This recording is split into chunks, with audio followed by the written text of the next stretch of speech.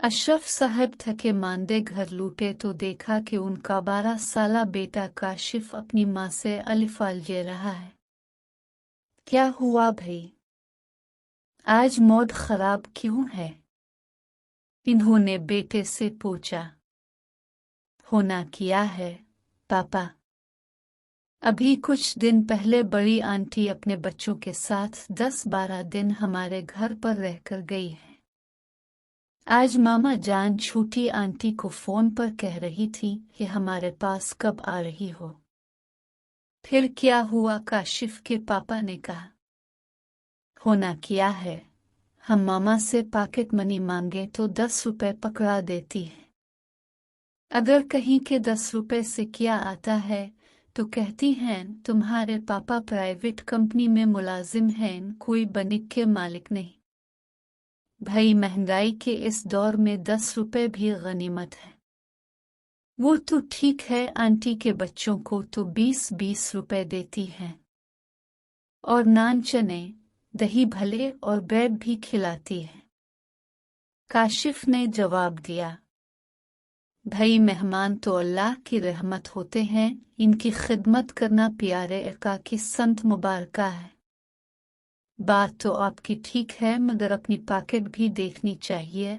आपकी सेलर छोटिए में 20,000 रुपए है, अगर उन पर 2,000 खर्च करें तो जाहिर है बजट खराब होगा और महीना के आखिर पर किसी के सामने हाथ फैलाएंगे। नो टेंशन, उधार का सिलसिला चलता रहता है, जब सैलरी आएगी उन्हें दे देंगे। जो मेहमान आता है वो अपनी किस्मत अपने हिस्से का रिज्क साथ लेकर आता है, और तुम्हें पता है बज़ाहिर मेहमान के आने से बजट खराब होता है, मगर इसके इवज़ अल्लाह ताला इस घर पर रहमतों की बारिश कर देता है। वो बज़ाहिर नज़र नहीं आती मगर वो घराना खुश रहता है। एक मर्तबा हमारे प्यारे नबी हज़रत मूसा ने अल्लाह ताला से पूछा, ए मेरे रब, जब तो खुश होता है तो क्या करता है? अल्लाह ताला ने फरमाया, मेहमान भेजता हूँ।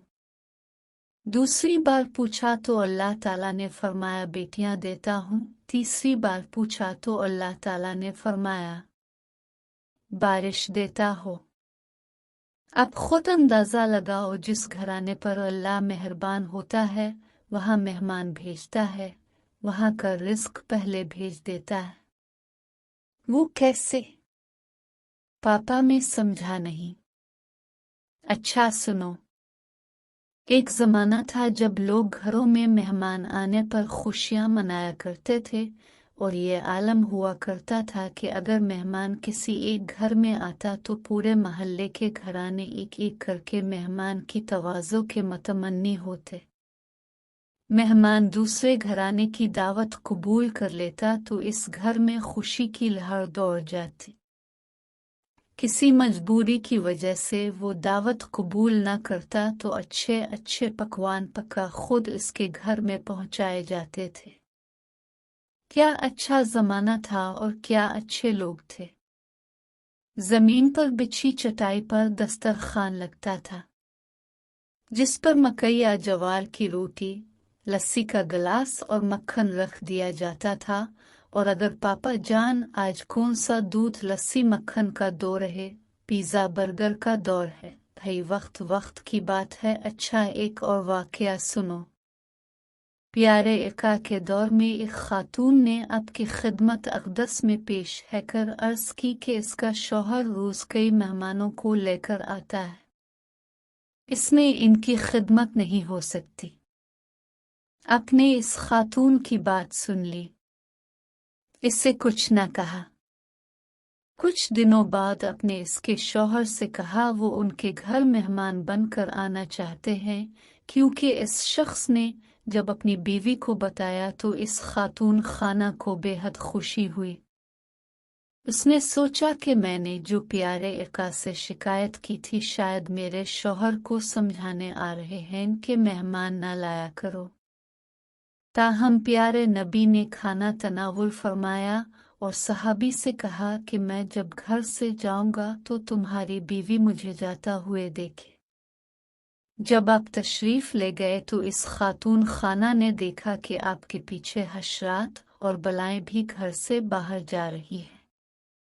अपने इस घराने को दर्स अजीम देते हुए कहा कि जब मेहमान घर से रुअज़ना होते हैं तो उनकी बरकत से घर में मौजूद बलाएं भी घर से चली जाते हैं।